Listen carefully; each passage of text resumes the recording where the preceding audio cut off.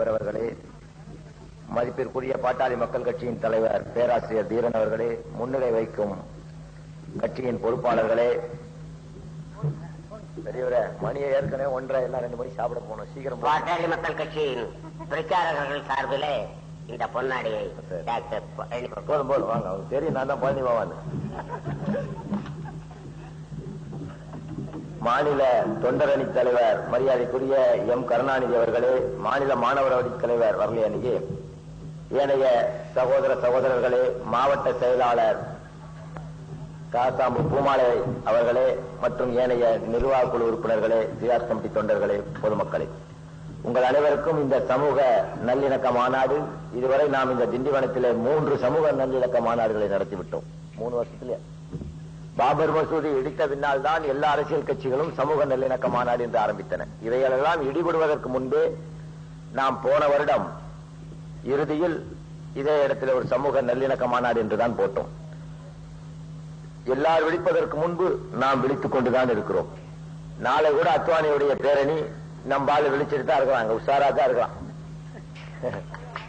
நாளைக்கு அத்வானியோடைய பேரணி கிடையாது, சும்மா ஒரு பேப்பர்ல ஒரு ட்ரிக். பேரணிங்கன்னா இடம் போடல, எழுச்சி பேரணின்னு ஒரு பொதுக்கூட்டத்தை போடுறான். கேரளால தர முடியாதுன்ட்டான், வெஸ்ட் பெங்கால்ல தர முடியாதுன்ட்டான். நம்ம அம்மா கூட்டிட்டு வந்து உள்ள விட்டுருச்சு. இனி தவிர்க்கவே முடியாத பிரச்சனை தான். எங்க பார்த்தாலும் மத கலவரங்கள் அங்கங்க வந்துகிட்டே இருக்கும். அதுக்கு காரணம் இன்னைக்கு முதல் விதைய சீம தண்ணியை ஊத்திருச்சு. புல்லு போர்ல சீமண்ணி ஊத்துனா இந்த அம்மா சும்மாதான் இருந்துச்சு. புல்லு போர்ல சீமண்ணிய நரசிம்மனா ஊத்துனாரு. இந்த அம்மா அத்வானிகளை தீக்குச்சி உரசி வச்சிருச்சு. இனி சும்மா இருப்பானுங்களா? ஒவ்வொரு ஊர்லயா பிரச்சனை கலப்பான். ஒரு 20 லட்சம் போஸ்டர் அடிச்சிருக்கிறானுங்க. அந்த போஸ்டர்ல அப்படியே எல்லா ஊர்லயும் கொடுத்து விட்டு கூலிக்கு ஆளை கொடுத்து ஒட்டி இருக்கிறான். இப்ப வெளியூர்ல இருந்து டாக்ஸிகள் அனுப்பிச்சு கூட்டு வரான். நாளைக்கு என்ன ஆகும்? அவனுங்களே ஒரு கள்ளத்துக்கு போட்டுக்குவானுங்க. போட்டுக்கிட்டு உடனே பக்கத்திலேயே முஸ்லீம் தொகுதி திருவள்ளிக்கேணி உள்ள புந்த ரகலை பண்ணுவான். இல்லைன்னா வரும்போது என்ன பண்ணுவான்? 4-5 முஸ்லீம் தொழுதுட்டு வெளியே வருவான். கூட்டம் முடிச்சுட்டு வரும்போது இவன் சும்மா இல்லாம அவனை இப்படின்னு கையை காட்டுவான், குரங்கு மாதிரி. அவன் சும்மா இருப்பான், ஏன்ட்ட கையை காட்டுன்னு ஒரு எழுப்பு எழுப்பான். உடனே மத கலவரம் தொடர்ந்து வரும். ஜெயலலிதாவுக்கு தாழ்மையோடு சொல்லிக் கொள்வதெல்லாம் டிட்டாச்மெண்ட்காரர்கள் வந்தால் சொல்லிவிடுங்கள். இனி ஒரு மத கலவரத்தில் தமிழகத்தில் எங்காவது எங்களுடைய முஸ்லிம்கள் தாக்கப்பட்டு கொல்லப்பட்டால் குறைந்தது 100 அதிமுக காரனை நாங்கள் கொன்று போட்டு விடுவோம். இது எங்கள் அல்லாவின் மீது ஆணையிட்டு சொல்லிக் கொள்கிறோம். ஒரு முஸ்லீம் ஆணையிட மாட்டான் அல்லாவின் மீது. ஆணையிட்டு விட்டால் அதிலிருந்து பின்வாங்க மாட்டான். அப்படி அவன் பின்வாங்கி விட்டால் அவங்க அம்மா அவங்க அப்பனுக்கு பேக்கலன்னு அர்த்தம். தெரிந்து கொள். எங்கேயாவது உன்னுடைய ஆட்சியில் இதுவரை பொறுத்திருந்தோம். எங்களால் இன்று 38,000 கிளைக்கழகங்கள் வைத்திருக்கிறேன். சுமார் 182 நாடுகளிலே எங்களுடைய ஜிஹாத் அமைப்பு இருக்கிறது. இன்று 38,000 கிளைக்கழகங்கள் வைத்திருக்கிற ஒரு அமைப்பு அமைதியாக இதுவரை இந்த அமைப்பை ஏற்படுத்திய பின் சுமார் 60 முறை கைது செய்யப்பட்டிருக்கிறேன். 40 முறை. எங்கேயுமே ஒரு பஸ் உடைச்சான் ஜிஹாத் கமிட்டிக்காரன், ஒரு பொதுமக்களுக்கு இடையூறு பண்ணான்னு வரலாறு இருக்காது. ஆனா இவ்வளவு அமைதியா பொறுமையா ஏதாவது பிரச்சனை வந்தா கோர்ட்ல தான் தீர்த்துக்கிட்டு இருந்தோம். நீ எவ்வளவோ நாங்கள் ஆட்சேபித்தும் அந்த அத்வானி கும்பலை தமிழ்நாட்டில் கொண்டு வந்து தண்ணி ஊத்தி விதை நட்டு இங்க முளைக்க விட்ட. இதற்கு எய்தவனை நாங்கள் அம்பை நோந்து பிரயோஜனம் இல்லை. யாரு எய்தாங்களோ ஒன்னு அடிக்கிறதா இனி குறிக்கோள். இந்த நாளைக்கு நடக்கிற பேரணி, இந்த பொதுக்கூட்டம் அமைதியா. இப்ப இவன் டிட்டாச்மெண்ட்காரன் சொன்னாலும் அந்த பொம்பளை தூங்கிடுவான். விடிஞ்ச காத்தாலதான் சொல்லணும் அவன். அதனால விடிஞ்சாலும் சொல்லி போடு. வந்தானா மூடிக்கிட்ட அவன் இந்து மத சாமி ஏதாவது அவன் சீதையை பத்தியோ ராமனை பத்தியோ பேசிட்டு போட்டோம். எங்களை தாக்கி பேசுறது, மறுபடியும் அந்த இடத்துல நான் ராமன் கோயிலை கட்டுவேன்னு பேசி போட்டு எங்க மனம் புண்படும்படி செஞ்சுட்டு எங்களை இழிவுபடுத்துற வசனங்களை சொன்னதாக அந்த டேப் வந்துச்சுன்னா அதனோட விளைவுகள் ஜெயலலிதா சந்திக்க வேண்டியிருக்கும். பார்த்துக்கோ, சொல்லிட்டேன். வெறியனாக்கிறார். ஓரளவுக்கு நாங்க பணிச்சு போறோம். இன்று வரை எங்க இஸ்லாமிய சமுதாய மக்களால் இங்குள்ள எந்த மக்களுக்கும் எந்தவித சிறு அசம்பாவிதம் கூட நடக்காமல் இருந்தது, சிறு தொல்லை கூட இல்லாமல் இருந்தது. நீங்க ஒரு ஆதி திராவிடர் குடியிருப்பில் இருப்பதற்கும் ஒரு தேவர்கள் நாடார்கள் இப்படி ஒவ்வொரு ஜாதியா 4000 ஜாதிக்காரனையும் நிறுத்து, எங்களையும் நிறுத்து. எங்க தெருவில் ஒரு நாள் இருந்து பார், ஒரு ஆதி திராவிடன் தெருவில் ஒரு நாள் இருந்து பார், ஒரு நாள் ஒரு வன்னிய தெருவில் இருந்து பார், ஒரு நாள் ஒரு கிறிஸ்தவர்களுடைய தெருவில் இருந்து பார். வயசு பிள்ளையோட போய் எந்தவித பேனா பாதுகாப்பு இல்லாம போய் இருந்துட்டு வா. உனக்கு தெரியும் அப்போ எவ்வளவு ஒழுக்கமான கூட்டம் நாங்க. அதே நேரம் என் பொண்டாட்டி பிள்ளைய கூட்டிட்டு இந்த இந்து மதம் சொல்ற எவந்தரோலி நாங்க குடியிருக்க முடியாத நிலை. ஒண்ணு குடிச்சிட்டு கூத்தடிப்பான், இல்லைன்னா குடிக்காமலே கூத்தடிப்பான். நாங்க ஒழுக்கத்தையும் மரபையும் அதபையும் சின்ன பிள்ளை முதல் கொண்டு பாடம் கத்து கொடுத்து தட்டி வச்சிருக்கிறோம். அப்பேற்பட்ட ஒரு மதத்துல வாழ்ந்த நாங்க, நீ குடிச்சாதான் சாமி கும்பிட போகணும்னு சொல்ற, தண்ணி போட்டாதான் உனக்கு சாமி கும்பிடவே வருது, அப்படி ஒரு மதத்தை கொண்டு வந்து புகுத்தணுங்கிற புகுத்தியும் போட்ட. அதுல இருந்து நாங்க விடுபடவே எத்தனையோ நூற்றாண்டுகள் போராடி விட்டோம். கொஞ்ச நெஞ்ச போராட்டம் அல்ல. ஒரு மதத்திலிருந்து இன்னொரு மதத்துக்கு வருவது என்பது சாதாரண நிகழ்ச்சி அல்ல. எல்லாராலும் முடியாது சகோதரர்களே. நீ வந்துட முடியுமா? பேராசிரியர் பிடிச்சு நான் இஸ்லாம் ஆக்கிட முடியுமா? பூமாலையை பிடிச்சி இஸ்லாம் ஆக்கிட முடியுமா? அந்த அம்மா அந்த மதத்தில் இருக்கணும், அங்க பல இழிவுகளை சந்திக்கணும், அடிபடணும், மிதிப்படணும், வதப்படணும், புரட்சியில எந்திரிக்க சரியான நேரம் பார்க்கணும், தனிச்சு இயங்க முடியாட்டி இன்னொரு கட்சிக்காரங்க கூட டப்புன்னு சேர்ந்துடணும். அப்போ அந்த மாதிரி ஒரு லைன்ல வரணும். அப்பதான் மதம் மாற்ற முடியுமே தவிர சும்மா ரோட்ல போற ரஜினிகாந்த் ரசிகர் மன்றம், கமலஹாசன் ரசிகர் மன்றம், இந்த தாலி இறந்தவன் தள்ளுப்பட்டவன் ரசிகர் மன்றங்களையே மாற்ற முடியலையே, மதத்தை எப்படியா மாற்ற முடியும் ஒருத்தனை? மனமாற்றம் என்பது அடிபட்டு இழிவுபடுத்தப்பட்டு பொங்கி குமுறி தங்கைகள் கற்பழிக்கப்பட்டு தாய்களை பறிகொடுத்து தன் கண் முன்னாலேயே பல இழப்புகளை சந்தித்தவன் தான் ஒரு மாற்றத்திற்கு சம்மதிப்பானே ஒழிய சும்மா அப்படி மாலை போட்டு பாப்பா சோறு போறேன் பிரியாணி போறேன்னு சம்மதிச்சுவானா? எங்க அப்படித்தான் நீ பணத்தை கொடுத்து உங்களை மதம் மாற்றதா குற்றச்சாட்டு உண்மையானால் அதே பணத்தை நான் தர்றேன்டா, ஒரு 10 துலுக்களை நீ இந்து ஆக்கிடுறா பார்க்கலாம். சொல்லிருங்க. எங்கேயாவது எங்க மக்களால உங்களுக்கு ஒரு சின்ன தொல்லைனா நாங்கதான் செருப்ப கழட்டி அடிக்கிறோம் சொல்லியிருக்கோம். அப்படி சொல்லுகின்ற ஆற்றலும் துணிவும் எந்த மத தலைவனுக்குமே கிடையாது, தெரிந்து கொள். என்னை தவிர எத்தனை 100 மேடை வேணா நீ ஏறிப்பார். எங்க இஸ்லாமிய சமுதாய மக்களால் இந்த தமிழகத்தில் உள்ள எந்த பிற்படுத்தப்பட்ட தாழ்த்தப்பட்ட மக்களுக்கு ஒரு சிறு தொல்லை என்றாலும் என்னிடம் வந்து சொல். அவன் எவ்வளவு பெரிய கோடீஸ்வரனாக இருந்தாலும் அவனை தூக்கிட்டு வந்து நடு ரோட்ல வச்சு செருப்பால் அடிக்கிறேன் என்று சொல்லுகிற துணிவு, ஆற்றல், தெம்பு, அதற்குரிய அத்தனை அந்தஸ்துகளும் உள்ளவன் நாங்கள் மட்டுமே. இப்ப சங்கராச்சாரியார் சொல்லிடுவானா? குன்றங்குடி அடிகளார் சொல்லிடுவாரா? ஒரு ஜாதி தலைவர்கள் யார்? டாக்டர் ராமதாஸ் சொன்னார். அது கூட யாருக்கு சொன்னார்? தொகுதிக்கு வராத எம்எல்ஏவா இருந்தா அவனை தூக்கிட்டு வந்து வச்சு பட்டையா உரிக்கிறார். நான் என்ன சொல்றேன், அவன் அந்த முஸ்லீம், அவன் திமுக முஸ்லீமாக இருக்கட்டும், அவன் அண்ணா திமுக முஸ்லீமாக இருக்கட்டும், காங்கிரஸ் முஸ்லீமாக இருக்கட்டும், அல்லது ஜிஹாத் கமிட்டிக்காரனாக இருக்கட்டும், முஸ்லீம்னு சொல்லி நீ சாமி கும்பிடும் போது குறுக்க வந்து நின்னுட்டே இதெல்லாம் கீழே போடு, இந்த சாமியெல்லாம் கும்பிடாதேன்னு சொன்னீங்கன்னா உனக்கு 10 லட்சம் ரூபாய் தர்றேன்னு 100 கூட்டத்தில் அறிவிச்சிட்டேன். ஒரு பய கூட மூச்சு விடாம இருக்கு. 100 கூட்டத்தில் அறிவிச்சாச்சு, 10 லட்சம் ரூபாய் தர்றேன். நீங்க எனக்கு கொடுத்த தொல்லை கொஞ்சம் நஞ்சமா சகோதரர்களே. 500 பள்ளிவாசல் லிஸ்ட் வச்சிருக்கிறேன், இந்த RSS விஸ்வ இந்து பரிஷத்தும். நான் என்ன சொல்றேன், எங்க முஸ்லீம்கள் கிட்டத்தட்ட 1.5 கோடி மக்கள் இந்த தமிழகத்தில் இருக்கிறார்கள். 20 கோடி பேர் இந்தியாவங்கும் இருக்கிறார்கள். இந்தியாவினோட எந்த பாகத்தில் இருந்தாலும் சொல்லு, அல்லது அவன் வெளிநாட்டில் இருந்துட்டு உன் மாமா மச்சனனுக்கு கரைஞ்சல் பண்ணான்னு கூட சொல்லு. அவன் அடுத்த நிமிஷம் விசாவை கேன்சல் பண்ணி இங்க கொண்டு வச்சு செருப்பால் அடிக்கின்ற ஆற்றல் எங்களுக்கு உண்டு. சொல்ல ஒரு திறமை வேண்டும், சொல்லுவதற்கு ஒரு அமைப்பு வேண்டும். நான் தட்டி பிடிச்ச ஒரு திமுக முஸ்லீமை கூட தட்டி பிடிச்சு கேட்க எனக்கு உரிமை இருக்கா? அவன் கட்டுப்படுவான். எனக்கு உனக்கு கட்டுப்பாடு இருக்கா? உனக்குன்னு ஒரு அமைப்பு இருக்கா? ஒரு தலைமை இருக்கா? யார்கிட்ட போய் சொல்றது சொல்லு. தருதலைகளாக கூறு போட்டு பாகுபடுத்தி வச்சிருக்கிறான். அந்த நாயக்கன் வந்து மறுபடியும் பாகுபட வச்சினா, ஜெயலலிதா எத்தனையோ பேரை நாங்க இழந்துதான் இந்த மதத்தை ஏற்றிருக்கிறோம். இன்னும் சில பேரை தியாகம் செய்து மறுபடியும் அதை மீட்டுக் கொள்வதில் நாங்கள் தயங்கிய மக்கள். தியாகம் செய்யறதுனா என்னன்னு கேட்டு தெரிஞ்சுக்கோ. ஐபிஎல் காரனை கூப்பிட்டு கேட்டுக்கோ, எங்க வெயிட் என்னன்னு பாத்துக்கோ. சும்மா நீ எல்லா அரசியல் கட்சி தலைவர்கள் மாதிரி என்னையெல்லாம் கணக்கு போட்டுறாத. நான்லாம் வெறியனா மாறிட்டா மரணத்தை நேசிக்கின்ற மக்கள் நாங்கள் ஷஹாதத் என்ற கலிமாவை சொல்லிக் கொடுத்து ஒவ்வொரு தாயும் இறைவழியிலே இன்னுயிர் இழப்பவனை வீர மரணம் எய்தியவராக ஆங்காங்கே தர்கா கட்டி கும்பிடுவார்கள். எனக்கெல்லாம் ஒன்னும் கவலை இல்லை, நான் எங்கேயும் செத்து போலாம். ஒரு ஜோசிகாரன் வந்தா எங்கிட்ட இஸ்லாமாக கிளி ஜோசிகாரன், ஏன்டா இவன் திடீர்னு வரானேன்னு உட்கார வச்சு ஜோசியமெல்லாம் பார்க்க கூடாதுரா, முஸ்லீம்கள் அடிச்சு துரத்திடுவான் அப்படி சொன்னேன். அவன் சொல்றான், என் கூட அப்துல் காதர்னு ஒரு பாய் வந்தாரு. நான் அவரும் தேவதானப்பட்டியில இருந்து ஒரு ஊருக்கு ஒட்டஞ்சத்திரங்கிற ஊர்ல வந்து நான் கிளி ஜோசியம் பார்த்தேன். அவர் பல்படி விற்பாரு. எங்க 2 பேருக்கும் புள்ள குட்டி கிடையாது. நாங்க 2 பேரும் சம்பாரிச்சுதான் எனக்கு வியாபாரமான அவருக்கு கொடுப்பேன், அவருக்கு பல்படி வித்தா எனக்கு கொடுப்பாரு. காசு இல்லைன்னா 2 பேரும் போயிடுவோம்.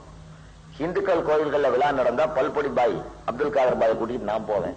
முஸ்லீம் தர்காக்கள்ல எங்கேயாவது சந்தன கூடு நடந்தா அவர் என்னை கூட்டிட்டு போவார். 2 பேரும் பிசினஸ் பண்ணுவான். அப்படி பண்ணிட்டு இருக்கும் போது அந்த அப்துல் காதர் பாய் உட்காந்து காலையில வியாபாரம் இல்ல, இவர்கிட்ட 1.25 ரூபா இருந்திருக்கு, அவர்கிட்ட கையில காசு இல்ல. சொல்லியிருக்காருன்னு ஒரு அரை மணி நேரத்துல இந்த பல்பொடி விற்கும், ஏதாவது கொஞ்சம் காசு வர நம்ம போய் ஹோட்டல்ல சாப்பிடலாம்னு உட்காந்துருக்கும்போது நெஞ்சு வலி வந்துருது அவருக்கு.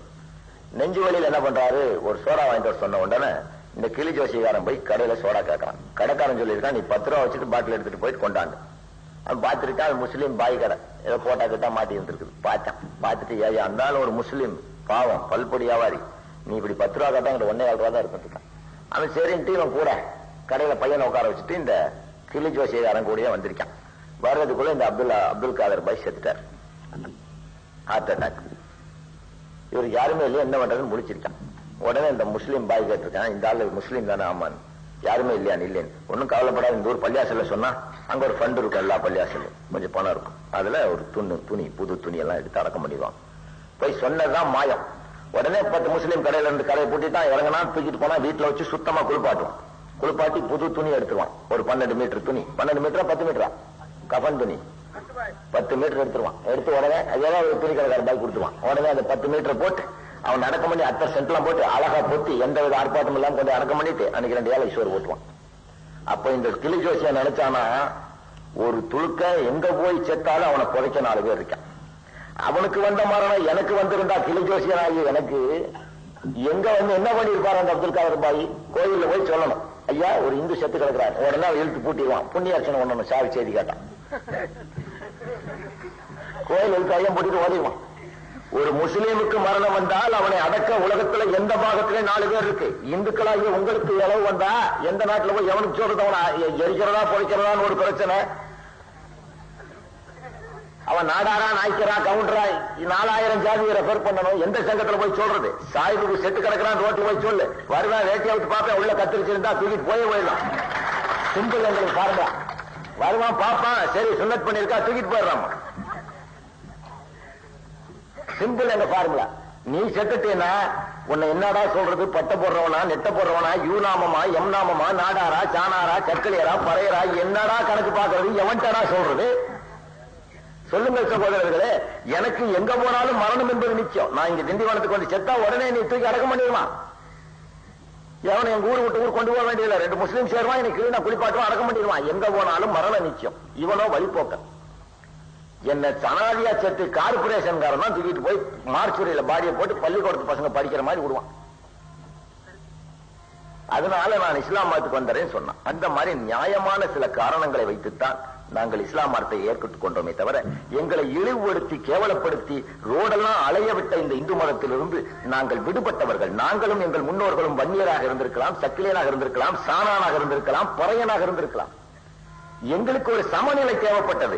என்னைய வியாபாரிகளாக பிழைக்க வந்தவர் எங்கேயாவது போன இடத்துல ஒரு பள்ளியாசில போய் உட்கார்ந்து போய் எனக்கு இங்க வந்து 3 மணிக்கு வந்துட்டேன், எனக்கு இப்ப சாப்பாடு வேணும் 3 மணிக்கு நைட்டு.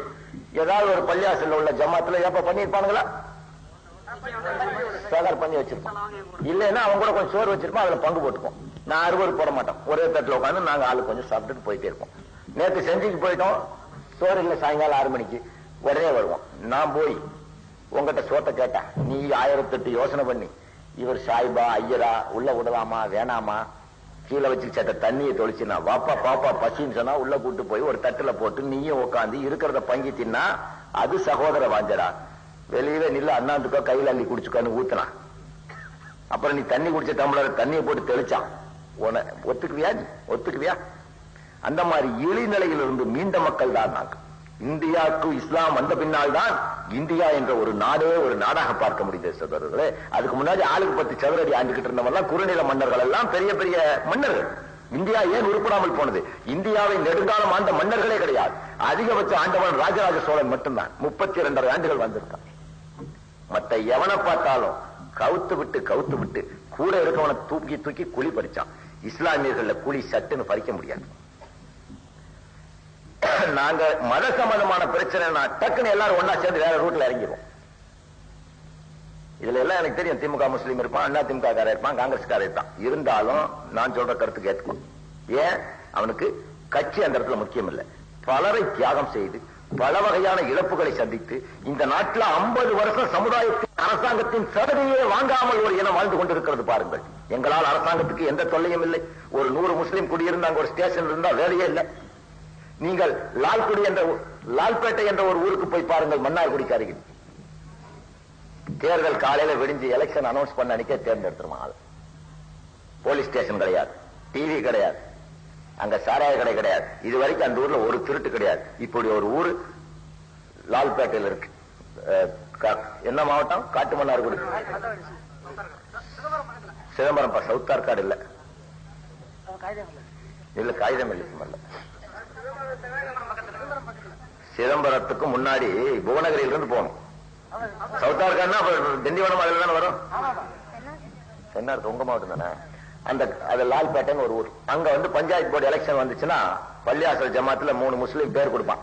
திமுக முஸ்லீம், அண்ணா திமுக முஸ்லீம். குலுக்குமா, குலுக்கி ஒரு சீட் எடுப்பார். எங்க பள்ளியில இமாம் படிச்சிருவார். இந்த ஆண்டு பாட்டாளி மக்கள் கட்சியை சேர்ந்த இடிமுரசு இஸ்மாயில் பேரு வந்துருச்சு, பினிஷ். அவன் தான் இந்த ஊருக்கு நாட்டாம பஞ்சாயத்துலாம், அந்த நகரசபைக்கு தலைவர், அந்த பஞ்சாயத்து போர்டு சேர்மன். ரோட்ல ஒரு செவத்துல ஒரு எழுத்து இருக்காது, அவன் தான் போய் நாமினேஷன் கட்டுவான். வேற எவனா குறுக்க போய் கட்டினா ஜமாத்து கட்டுப்பாடுக்கு மிதிச்சு போடுவோம், மிதிச்சே போடுவோம். போய் நேரா ரோட்ல செவத்துல எழுத்து கிடையாது, ஒருத்தனை மேடையை போட்டுக்கிட்டு வையறது கிடையாது. ஏன்னா இந்த இனத்துரோகிகள் வம்சத்தை நாங்க ஒழிக்கணும்னு பார்ப்பனர்களை நன்றாக புரிந்து கொண்டு அவன் டிராக்லேயே வராம தெளிவா பார்ப்பனியம் இந்த இந்தியாவில் இருந்ததால் தான் இஸ்லாம் வேகமாக இந்தியாவில் பரவி உலகிலேயே மிகப்பெரிய மதம், லார்ஜஸ்ட் பாப்புலேஷன், அதிகமான ஜனத்தொகை கொண்ட நாடு உலகிலேயே இந்தியா தான். ஏன்னா இங்கதான் பிராமணர்களுடைய கொடுமையால் தாக்கப்பட்ட மக்கள் நாங்கள். உங்களில் ஒருவராக இருந்து இவனுடைய ஆதிக்கத்திலிருந்து விடுபட அரபு நாட்டிலிருந்து இஸ்லாமிய மதத்தை இறக்குமதி செய்து கொண்டமே தவிர இவன் அவ்வளவு சுலபமா எங்களை அழிச்சிட முடியாது. இன்னும் 100 வருஷத்துக்கு பிளான் போட்டாலும் அழிச்சிட முடியாது. ஆனா இதே பிளான நாங்க போட்டா நாளை காத்தால ஒரு பாப்பா அக்ராகர் இருக்காது தெரிந்து கொள். ஒரு பாப்பா அக்ராகம். ஒரே ஒரு நிமிஷம் நான் மனசாட்சியை கழட்டி வச்சுட்டு 10 இடத்துக்கு போன் பண்ணிட்டு தட்டுங்கடான்னு நாளைக்கு பேப்பர் பூரா பிணவாட தாண்டா அடிக்கும். நான் கொஞ்சம் மனித நேயத்தோட உன்னை இன்டலெக்சுவலா அடிக்கலாம்னு நினைச்சுக்கிட்டு இருக்க நீங்க தப்பா போயிடுற. ஒண்ணு வேண்டாங்க, 45 ரூபா 2 குண்டை செஞ்சுட்டு போய் நாளைக்கு கடற்கரையில வச்சுட்டேன்னு வச்சுக்கோ. சாகரவன் யாருன்னா ஒம்மாரி அப்பாவி கூலிக்கு வந்தவன் தான் சாவான், அத்வானி சாக மாட்டான், ஐயன் சாக மாட்டான். நான் அப்ப யார கொள்றேன்? எனக்கு இப்ப அத்வானி மேல ஒரு வெறி என்னன்னா 3-4 லட்சம் மக்களை இந்த பையன் என்னைக்கு தலைவரா வந்தானோ அன்னைக்கு சாகடிச்சிட்டான். 3-4 லட்சம் எங்க இஸ்லாமிய பெண்கள் கருகுமணி இழந்து, உங்க வீட்டுல பரவாயில்ல ஒரு வன்னியர் வீட்டுல ஒரு ஆணுக்கு சாவு வந்தா உடனே அந்த பெண்ணு வயக்காட்டுக்காக போய் சம்பாரிச்சிடும். எங்கள பொம்பளைக்கு ஒண்ணும் தெரியாது, பூரா வீட்டுக்குள்ள வளர்த்தி வச்சிருக்கோம். ஒரு கடகண்ணி கூட போக தெரியாது 90%. அப்படி உள்ள ஒரு சமூகத்துல நாங்க என்ன பண்ணுவோம்? எங்கேயாச்சும் போய் வெளிநாட்டுல வேலை செய்ய போறான்னா இந்த பையன்லாம் 20 வயசு வாலிபர்கள். இவன் போயிட்டு இன்னும் 20 வருஷம் கழிச்சு இவனோட இளமைய பூரா அங்க விட்டு போட்டு 40 வயசுல வந்து இவனோட இளமையான மனைவியின் இளமையும் வாடி இவனோட இளமையும் விட்டு போட்டு இங்க வந்து அவன் கடைசி காலத்துல கொஞ்சம் ஓட்டும் போது கொஞ்சம் கொண்டு வீடு கடை கட்டும்போது திடீர்னு கலவரன்னு பம்பாயில வந்து அம்மட்டியும் தூக்கிட்டு போனீங்கன்னா சத்து சிந்தித்து பாரு எங்க நிலைமையில நீங்க இருந்து. அப்ப எங்களுக்கு கொலை வெறி வரும், குண்டு வைக்கணும்னு தோணுமா இல்லையா? வாழ்க்கையில 25 வயசுல போனவன் 40 வயசுல திரும்பி வர்றான். 15 வருஷம் தன்னோட முறுக்கான வயசை இன்னொரு நாட்டினுடைய அரபு நாட்டினுடைய வெயிலையும் தணல்லையும் இன்னொரு நாட்டுக்காரனை வளப்படுத்தி விட்டுட்டு அவன் கொடுக்கறதுல காவாசி அரைவாசியை தூக்கிட்டு கஸ்டம்ஸ்ல பாதி பறி கொடுத்துட்டு மீதியை தூக்கிட்டு வந்து கட்டி வீட்டுக்குள்ள ஒரு டெக்கு வாங்கி வைக்கிறான். ஒரு டிவி வச்சு பொண்டாட்டி வச்சு பார்க்க போகும்போது கலவரம் வந்து தூக்கிட்டு போயிடறான். போகும்போது அவன் பொண்டாட்டி ஜேட்டி கற்பழிச்சு போயிடறான். சும்மா இருக்கியா? குண்டு வைப்பான். அப்படி பாதிக்கப்பட்டவர்கள் தான் பம்பாயில குண்டு வச்சான். இந்த குண்டு ஆமாப்பா பயப்படுறதுக்கு என்ன இருக்கு? இந்த குண்டு வைக்காது எனக்கு வந்து ஒரு வாரத்துக்கு முந்தையே தெரியும். ஆமாப்பா, அந்த குண்டு வைக்க போறது எனக்கு ஒரு வாரத்துக்கு முந்தையே தெரியும்.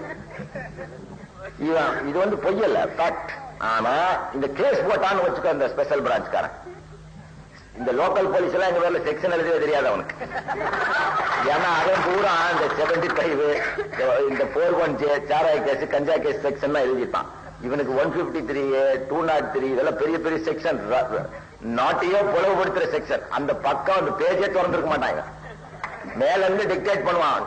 மேல இருந்து சிடிசி ஏரியா ஸ்பெஷல் பிரான்ச்ச கூப்பிட்டு இவனை வயர்லெஸ்ல பேசுவான். இந்த மைக்ரோல கூப்பிட்டு சொல்லுவான், எஸ்பிக்கு சொல்லுவான். எஸ்பி கூப்பிட்டு டிஎஸ்பிக்கு சொல்லி, டிஎஸ்பி கூப்பிட்டு எஸ்ஐ சொல்லி செக்ஷன் எழுதி சொல்லுவார். இவன் எழுதுறவனுக்கு அது என்ன செக்ஷன் தெரியாது. 207 பார்ட் பி என்னன்னு தெரியாது. அது எழுதிடுவான். திடீர்னு சப் இன்ஸ்பெக்டர் வந்தாலும் கேட்ட தெரியாது. அவனுக்கு ரெகுலரா இருக்கிறது சாராய கேஸ், லைட் கேஸ், திருட்டு கேஸ் இதான் தெரியும். இந்த செக்ஷன் எல்லாம் அவனுக்கு தெரியாது. இதெல்லாம் நாங்க கான்ஸ்டிடியூஷனல் எக்ஸ்பர்ட்னு சொல்ற லாயரை வச்சு செய்யறது. இப்போ அந்த பம்பாயில குண்டு வச்சது எனக்கு சத்தியமா தெரியுங்கிற எனக்கு ஒரு நாள் இந்த அரசாங்கம் நேசமா இருந்து என் இஸ்லாமிய மக்கள், இப்ப ராமதாஸ் டாக்டர் இருக்கிற ஊர்ல ஒரு குண்டு வச்சிருக்கிறது எனக்கு ஒரு வாரத்துக்கு முன்னாடி தெரிஞ்சிருந்தா உடனே நான் ஓடியாந்துருவேன். டாக்டர் வாங்க நம்ம போய் இந்த குண்டு வச்சதெல்லாம் எடுத்துடலாம், யாரா வைக்கிறதுன்னு அடிச்சு துரத்திடுவேன். ஏன்னா டாக்டர் ராமதாஸாலேயோ வன்னியர்களாலேயோ ஒரு இஸ்லாமியன் சாகவில்லை. எங்களுக்கு எந்தவித ஆபத்தும் இல்லை. மாறாக இங்க பாதுகாப்பா இருக்கா முஸ்லீம். ஏன் பாரதிய ஜனதா கட்சிக்காரர் இங்க வந்து உங்களை பிரெயின் வாஷ் பண்ண முடியாத அளவு டாக்டர் ராமதாஸ் போன்ற பெரியவர்கள் தோன்றி அந்த வன்னிய மக்களை தெளிவுபடுத்தி விட்டாங்க. அந்த தெளிந்த நீரோட்டத்தில் ஆக இஸ்லாமியன் ஒவ்வொருவரும் ஒருவனுக்கு நன்றி சொல்ல கடமைப்பட்டிருக்கிறார்கள் என்றால் உங்கள் இன தலைவர்கள் அல்ல, அது ராமதாஸ் போன்ற நல்ல தலைவர்களுக்கு நீங்கள் நன்றி கடன்பட்டிருக்கிறீர்கள். டாக்டர் ராமதாஸ் போன்றவர்கள் விஷவித்தை இந்த மக்களுக்கு ஊட்டி இருந்தால், மதம் என்கின்ற போதையை அந்த அக்னியை இவர்களுக்கு ஊட்டி இருந்தால், மதவெளியை இவர்களுக்கு ஊட்டி இருந்தால், அத்வானியோடு நேசமாக டாக்டர் ராமதாஸ் போயிருந்தால் இஸ்லாமியர்களே உங்கள் நிலைமை என்ன?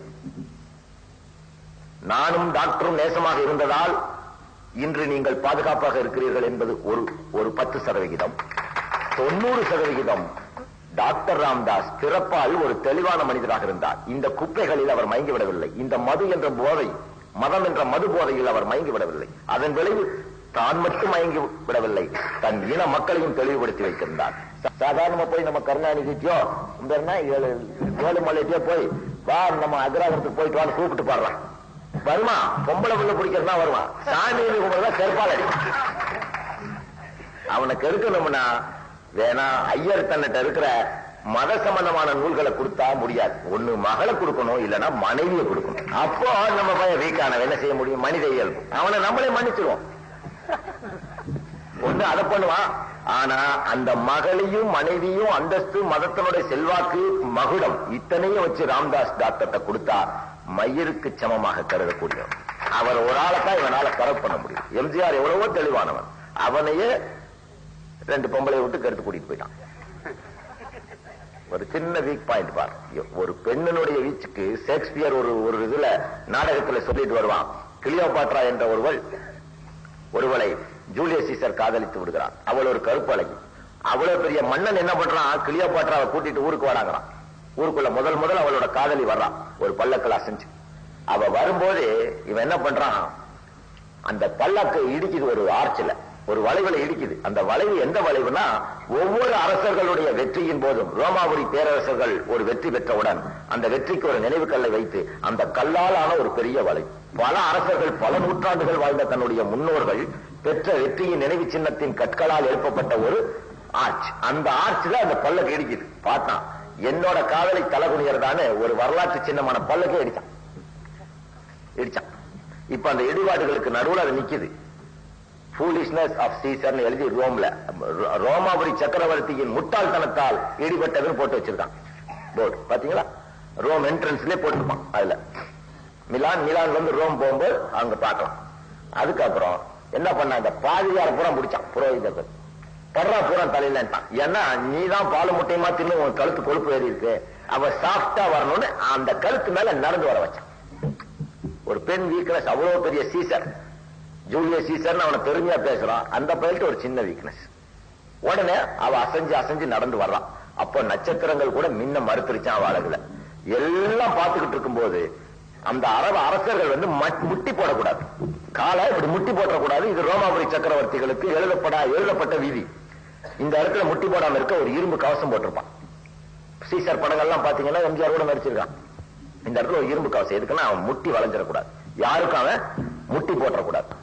அப்போ அந்த பெண் அப்படியே ஆடி ஆடி வர்றாளா, நட்சத்திரங்கள் கூட அது டிங்கிள் பண்ண மின்னம் மறந்துருச்சு. அந்த நேரத்தில் இவன் முட்டி போட்டு அவளை வரவேற்க அப்படிங்கிறான். இவனோட மெய்காப்பாளன் ஆண்டனியோ அவன் நின்று பார்த்துட்டே இருக்கிறான். ஆஹா, நம்ம அரசன் முட்டி போட்டானா உடனே அந்த இழிநிலை வருவதற்கு முன்னால் அவன் தலையை துண்டிக்கணும்னு இப்படி வாழை கையில பிடிச்சு அவனே பார்த்துக்கிட்டு இருக்கான். உலகம் நட்சத்திரம் எல்லாம் அவளோட அசைவை பார்த்துக்கிட்டு இருக்கு, ஒரு பொம்பளையோட அசைவை. அரசன் கூட ஏமாந்த நேரம் மெய்காப்பாளன் அகஸ்டின் ஆண்டனியோ அப்படியே பார்த்தான், அசையாம இருக்கான். அவ்வளவு பெரிய வீரன். உலகமே ஒரு பொம்பளையோட அசைவுல தன் மன்னன் உள்பட ஏமாந்து இருக்கும் போது இவ வீரனா நின்னான். இவ முட்டி போடுற நேரத்தில் சரட்டுன்னு வாழ உரையில இருந்து உருவனான். இந்த சத்தம் கேட்ட சீசர் எந்திரிச்சிட்டான். கிளியோபாட்ரா ஆண்டனியோ பார்த்தா, ஆண்டனியோ கிளியோபாட்ரா பார்த்தா, இவன் போட்டான் முட்டி. அன்னைக்கு போட்டா முட்டி அப்புறம் எந்திரிக்கவே இல்லை. அவள்கிட்ட கடைசி வரைக்கும் போட்டு கடைசியில ஒரு கருணா பாம்புக்கு முத்தம் கொடுத்து அவ செத்து தொலைஞ்சான். ஒரு பொம்பளை எவ்வளவு பெரிய வீரனை எல்லாம் அழிச்சு போடுவான். அப்பேற்பட்ட பொம்பளையை விட்டு எம்ஜிஆர் எடுத்தானுங்க. கிளி கிளின்னு ஒரு பொம்பளையை விட்டு அவனை சும்மா இல்லாம கண்ட மாத்திரையை கொடுத்து அவனை எடிட் பண்ணி இந்த பாப்பார பயலுக மணியன் இவெல்லாம். அதுக்கு முன்னாடி எம்ஜிஆர் யோக்கியம். எம்ஜிஆர் என்ன பொறுத்த மட்டும் நான் பழகின அரசியல் தலைவில அவன்கிட்ட சில பெர்ஃபெக்ட் கேரக்டர்ஸ் இருந்தது. உன்னை புடிச்சுட்டான்னு வை, முதலுக்கு மொசலுக்கு 3 கால்னா கண்டவடிக்கு பிடிச்சுப்பான். ஆமா, மொசலுக்கு 3 கால் தான் பிடிப்பான். அப்போ எப்படா 3 கால்னா இவனுக்கு தெரியாது. வீட்டுல வந்து எண்ணி பார்த்தா 4 கால் இருக்கும். என்ன ஏமாற்றம், கவலைப்பட ஒரு காலை உடைச்சதுன்னா 3 கால் ஆயிரம், உடனே ஒரு காலை உடைச்சு நான் பிடிச்சது மொண்டிக்கு சொல்லுந்தான். அவனுக்கு அவ்வளவு அறிவு சொல்லு புத்தி கிடையாது, சுய புத்தியும் கிடையாது. எதை சொன்னா அப்போதைக்கு யார் எதை சொல்றாங்களோ அதை தவக்குன்னு கேட்டு போயிடுவான். அவனுக்கு என்ன சொத்து சேர்க்கிற ஆசையெல்லாம் அதுக்கப்புறம் தான் இந்த பார்ப்பனர்கள் உள்ள வந்து. நான் 1 வருஷம் கூட இருந்தான். நான் தான் அவன் பேர்ல கையெழுத்து போட்டுட்டு இருந்தேன். 1 வருஷம் என்ன சொல்றேன்னா அப்படியே நிற்பான். இந்த ஐயர்கள் வந்தா மெதுவா அவனுக்கு சில மாத்திரைகளை ஊட்டனா செக்ஸ் போதைக்காக டெக்ஸ் பண்ண. ஒரு நாள் கீழே கிடந்தது. என்னடா இப்படி ஒரு காயம் கிடக்குது நான் பார்த்தேன். யோ என்னையா அது ராமச்சந்திரா? அவர் அப்ப நான் ராமச்சந்திரன் தான் கூப்பிடுவேன். என்னையா அது இப்படி இது ஒண்ணு ஐயோ சாமி ஐயோ ஐயோனா என்னடா இவன் தூக்கணும்னு இந்த கத்துறான், போதை மருந்து சாப்பிடறான்ட்டு இவன் எங்க போடுறான்னு பாத்துட்டு இருந்தா திருப்பி நான் ஒரு டாக்டர்கிட்ட கேட்டேன். இது இளமை உணர்வை தூண்டுறது மாத்திரை. இது சாப்பிட்ட உடனே பொம்பளை விட்டு போயிடணும். இது ரொம்ப ஆபத்தானது. இது ரொம்ப சாப்பிட்டாக நாளடைவுல கை கால் வாய் இழுத்துக்கோனா. அண்டே நான் எம்ஜிஆர் கூப்பிட்டேன். இதை உனக்கு யார் இந்த பழக்கத்தை ஊட்டுனுச்சு? இது மோசமான மாத்திரைன்னு எனக்கு தகவல். இதை பத்தி ஃபுல் டீட்டெயில் நான் கொண்டு வந்திருக்கேன். இதை உனக்கு பழக்கி விட்டவன் அயோக்கியத்தனமான வேலை செஞ்சிருக்கான். உனக்கு நல்ல நண்பன் அல்ல. A friendship is a friendship. Even at the risk of the friendship, tell the truth. உண்மையை சொல், உண்மையை சொல். அப்ப யாரோ உடனே ஸ்டடி பண்ணிருக்கான். இல்ல அதெல்லாம் இல்ல, எனக்கு பழக்கம் இல்லைன்னா. அப்ப நீ ராத்திரியில யாருக்கு தெரியாம எங்க போற? எல்லா செக்யூரிட்டி வெளியே நிற்கும் போது நீ எதுக்கு புறக்கால போயிட்டு வர? எனக்கு தெரிஞ்சாலும் நல்ல நண்பன் அதான் அடையாளம். இல்ல நான் நீ எங்கேயாவது வழியில ஆக்சிடென்ட் ஆகி செப்பியோ அல்லது எதையாவது திண்டு வீட்டுல செத்து தொலைஞ்சினா கூட இருக்க நான் சேர்ந்து மாட்டிக்குவேன். அதனால எனக்கு தெரியணும்னு ஸ்ட்ராங்கா நின்ன. இல்ல இல்லன்னு உழப்பிட்டான். அப்பவே தெரியும் தொப்பி தசை மாறிட்டான். கடைசிக்கு என்னாச்சு? அவனுக்கு அதிகப்படியான வீட்டெக்ஸ் மாத்திரை சாப்பிட்டு அன்னைக்கு காலையில வெளியேற போகும்போது ஜானகி அதை குறுக்க பேசி இவன் திருப்பி அடிச்சு ஆக்கத்துல கீழே விழுந்து மயக்கமாயிடுறான். ஆஸ்பத்திரிக்கு தூக்கிட்டு போனவன் ஒவ்வொரு மாத்திரைக்கும் ஒரு கவுண்டர் டோஸ் எழுதியிருக்கும். ஒவ்வொரு மருந்து சாப்பிட்டா அதனோட சைடு எஃபெக்டுக்கு என்ன மருந்து போட்டா முறிவாடுக்கும் எழுதியிருக்கும். விஷமும் இருக்கும், முறிவாடும் இருக்கும். டாக்டர்கிட்ட கொண்டு போய் அப்போலோ ஆஸ்பத்திரியில இவன் இந்த மாத்திரை சாப்பிட்டு இருந்தாரு, அதுக்கு முறிவாடு இந்த மாத்திரையில எழுதியிருக்குன்னு கொடுத்திருந்தா அவன் சரியான ஊசியை போட்டிருப்பான். இந்த மாத்திரையை காமிச்சாலே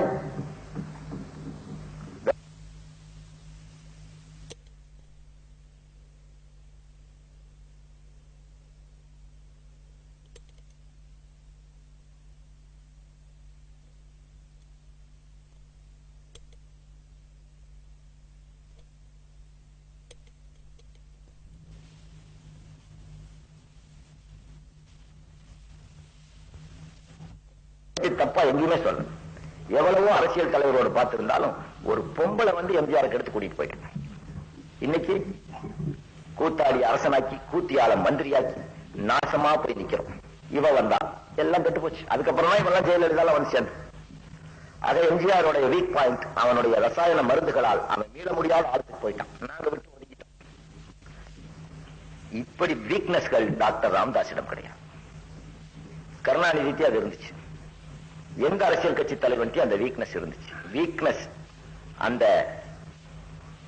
சின்ன ஒரு கேரக்டர்ல அந்த மாதிரி பார்ப்பன பெண்கள் ஒரு 2 பேர் போய் டாக்டர் பேசி குல்மால் பண்ணி இவரும் போய் நாளைக்கு மூகாம்பி கோயில்ல உட்கார்ந்துருந்தா நம்ம நிலைமை என்ன சகோதரர்களே?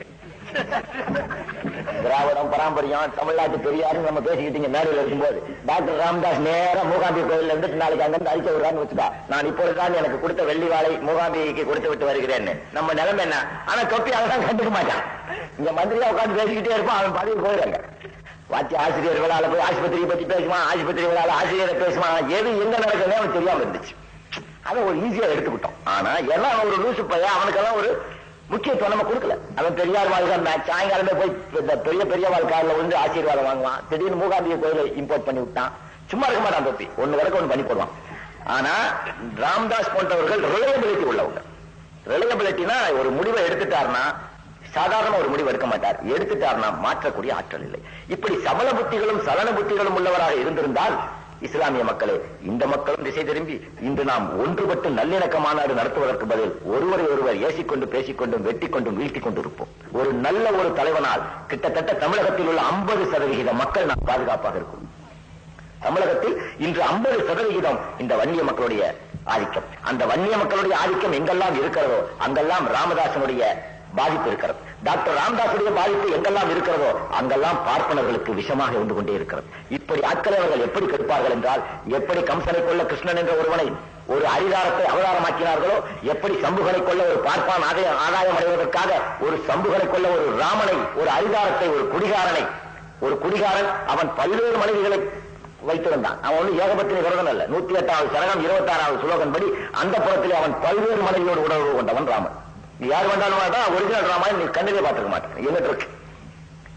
எங்கிட்ட இருக்குது அதனுடைய டைரக்ட் ஜெராக்ஸ் எங்கிட்ட இருக்கு. அப்ரூவ்டு ராமாயணம் வேற எவனும் வாங்கல. எனக்கு 15,000 எவன் கொடுத்து வாங்கி வைப்பான். பெரிய தோல் நூல் புத்தகத்திலிருந்து எடுக்கணும் ஜெராக்ஸ். நான் எடுத்து வச்சிருக்கிறேன். யாரு கேட்டாலும் நான் கொடுப்பேன் நாளைக்கு. அவன் ஏகபத்தினி விரதன் அல்ல. ஒரு குடிகாரன் அரிதாரத்தை அவதாரமாக்கினார். ஒரு குடிகார அரிதாரத்தை அவதாரமாக்கினார். அந்த அவதாரத்தை பார்ப்பனர்கள் தங்களுடைய நன்மைக்காக யார் யாரை ஏறி விட்டு கொல்லணுமோ கொண்டான. இது காலங்காலமாக இந்த பார்ப்பனர்கள் செய்கின்ற சதி. எப்படி ராஜகோபாலாச்சாரிய விட்டு காங்கிரஸ் கட்சியை உடைச்சவர் ஆட்சியில் வந்தோன்னா டக்குன்னு காமராஜரை கெடுக்க மறுபடியும் இந்த பாப்பான் உள்ள பூந்து அண்ணாதுரை எல்லாம் குழப்பி, இஸ்மாயில் சாஹிப் எல்லாம் குழப்பி, மூக்கியா தேவரை எல்லாம் குழப்பி ஒரு கூட்டம் உண்டு பண்ணி என்ன பண்ணா, காமராஜரோட ஆட்சியை தூள் தூளா உடைச்சான் ஒரு பாப்பான். நினைப்பிருக்கீங்களா ப்ரொஃபசர்? 67. அதுக்கு முன்னாடி எப்படி இன்று வன்னிய மக்களுக்கு டாக்டர் ராமதாஸ் இருக்கிறாரோ இதை போல் 100 மடங்கு அதிகமாக இருந்தவர் யார் என்றால் பசும்பொன் முத்துராமலிங்க தேவர். தூய்மையான ஒரு அரசியல்வாதி. அவரை போன்ற அரசியல்வாதிகளை இந்த உலகத்தில் எங்கும் பார்க்க முடியாது, எவனும் பார்க்க முடியாது, பார்த்திருக்கவும் முடியாது. அப்பேற்பட்ட நேர்மையான மனிதர். சொந்த சொத்துல இருக்கிற பசும்பொன் கிராமத்தினுடைய ஜமீன்தார் நிலத்தை அப்படியே அள்ளி விடுவார். பூரா விளைச்சல் முடிஞ்ச உடனே ஹார்வெஸ்டிங் கூகுவார், அள்ளிட்டு போங்கடான்னு போயிடுவார்.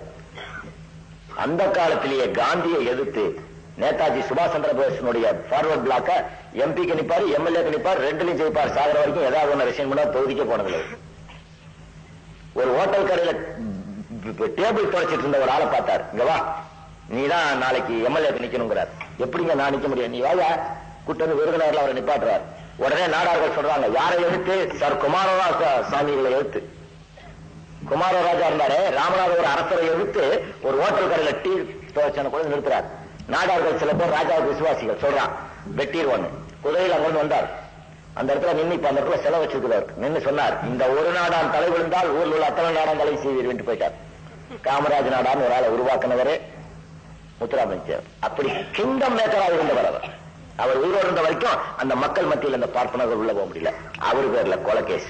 கடைசியில் என்ன பண்ணா, அவருக்கு வாழைப்பழத்துல கல்ல வச்சு குடிச்சு மூத்திர டியூப் வச்சு மௌத்தா போனார். அவருக்காக அதோட முடிச்சான். தேவர்னு கொண்டு வந்ததை என்ன பண்ணா, 3ஆ பிரிச்சு முக்களத்தோர்னு பண்ணான். முக்குளம் என்ன பண்ணா, கல்லர் மரம் வர முடியாது பிரிச்சு அந்த குரூப் அப்படியே கழட்டி விட்டு தேவர் இனத்தினுடைய பெரிய பிரதிநிதியை அழித்து அந்த தேவர் இனத்தைய தேர்ல போட்டு யாக்கணும். கேட்டி தியாகராஜ பாகவதன் ஒரு ஆள், நம்பாள் கம்மாவார் ஆச்சாரியார் விஸ்வகர்மா, அவரை பெரிய பாடகனா புகழ் பெற்றுட்டு வர்ற நேரத்தில் என்ன பண்ணா, ஒரு கொலைக்கேசி போட்டு அந்த ஆள் கதையை முடிச்சான்.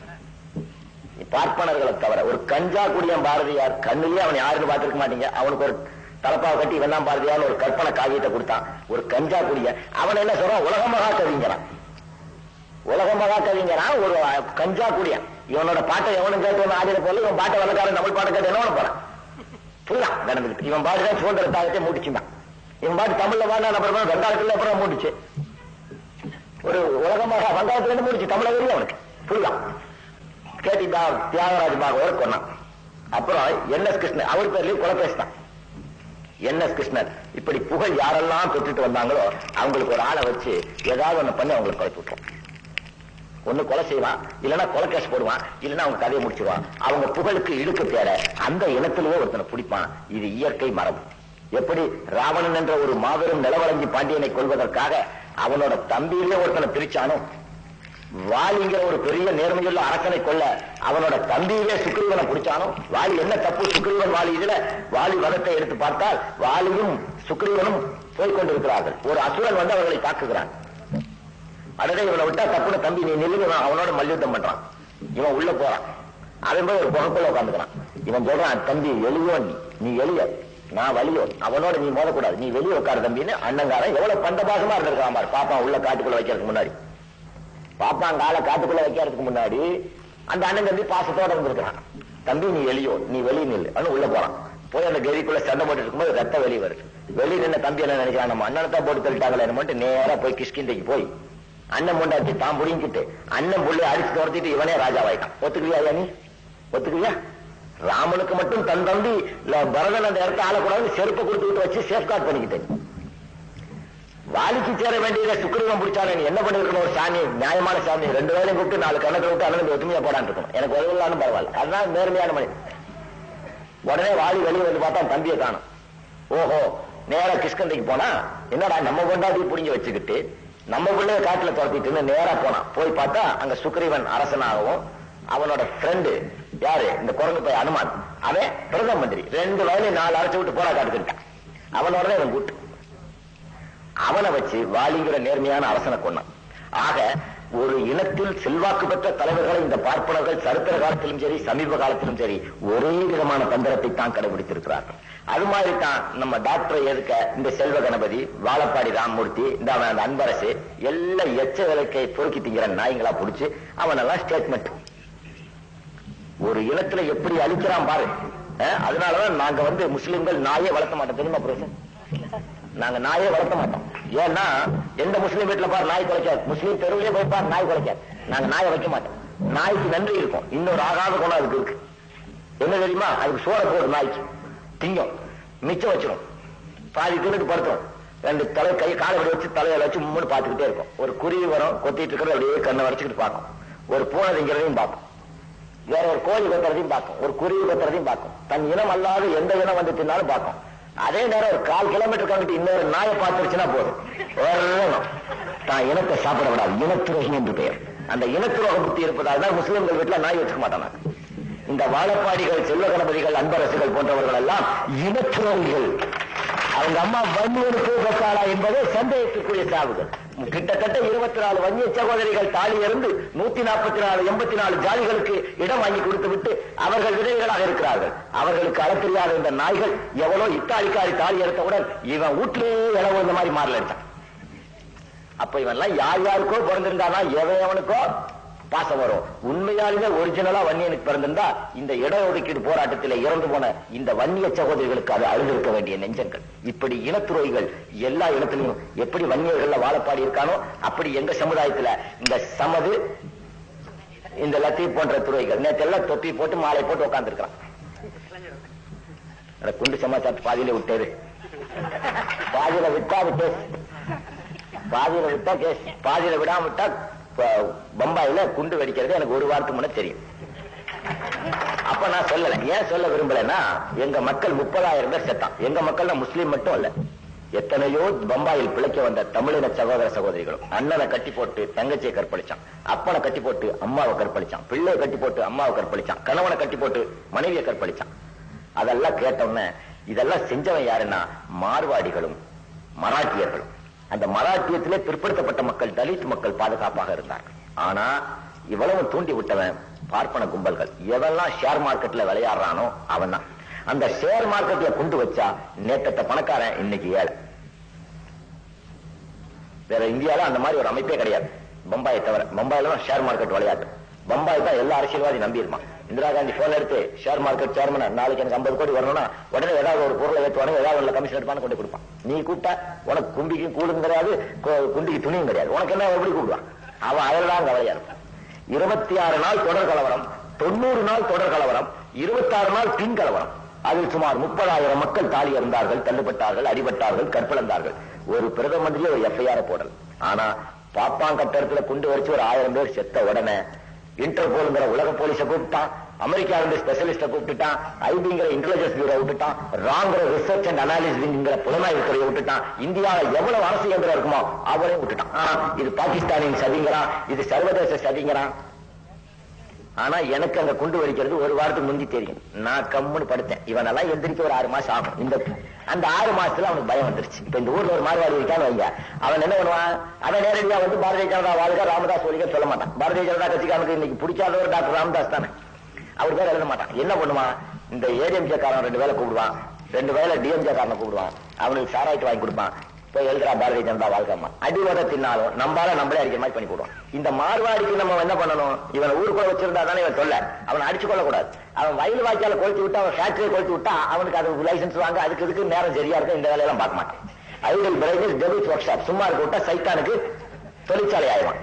அதனால ஷேர் மார்க்கெட் அடிச்சா எவன் ஷேர் எங்க இருக்குது எல்லாம் போயிடும், பல கோடி ரூபாய் போயிடும். அப்ப மார்வாடி அந்த ஊர்ல இருக்க வைக்கப்பட்டு அதை சரி கட்ட எங்கெங்க போய் ஷேர் விளையாண்டாலும் அங்கெல்லாம் போக வேண்டியதா போயிடும். ஊத்த கெடுத்தா ஆத்துல வச்சான். இது எனக்கு ஒரு வாரத்துக்கு முன்னவே தெரியும். நான் ஏன் தடுக்கல, எங்க அல்லா கனவுல வந்து சொன்னா, பாபா அங்க குண்டு வைக்க போறோம், பாபா அங்க குண்டு வைக்க போறோம், நீ கமுக்காம படுத்துக்காட்டான். அல்லா நான் இதை சொல்லவே இல்லைன்னா இந்த நாட்டுல எனக்கு தெரிஞ்சு நான் சும்மா தான், நீ இதை போய் சொன்னீங்கன்னா உன் கண்ணை பிடிங்கிருவேன் நானு. எங்க அல்லா சொல்றான், உன்னை நான் கண்ணை நோட்டி போடுவேன், உனக்கு கண்ணு தெரியாம பண்ணிடுவேன், உன்னை நான் நெருப்புல போட்டுருவேன். எங்க அல்லா என்னைய பிளாக்மெயில் பண்ண. இப்ப இந்த போலீஸ் என்ன பண்ணணும், எங்க அல்லா வேற ஒரு எஃப்ஐஆர் போடணும் என்னைய பிளாக்மெயில். அல்லாவுக்கு அப்பன் கிடையாது, எல்லா சாமிக்கும் அப்பன் இருக்குது. முருகன், சன்னா, சிவன், சிவபெருமான், எப்படி எங்க அல்லா அப்பன் இல்லாதவன், பிள்ளை இல்லாதவன், பொண்டாட்டி இல்லாதவன், யாராலையும் பிறப்படாதவன், உருவமற்றவன், no address. Allah care of no address. என்னடா எழுதுவ, அப்ப கோர்ட்டுக்கு போச்சுன்னு வச்சுக்கோ, நாங்க என்ன சொல்லுவோம், ஏப்பா அல்லா கனால கண்டதெல்லாம் சொல்ற, நீ உனக்கு தெரியும், நீ சர்வதேச சதி கும்பல்ல நீ சம்பந்தப்பட்டிருப்பேமா, யோ கண்ட வார்த்தை எனக்கு சொல்லாது.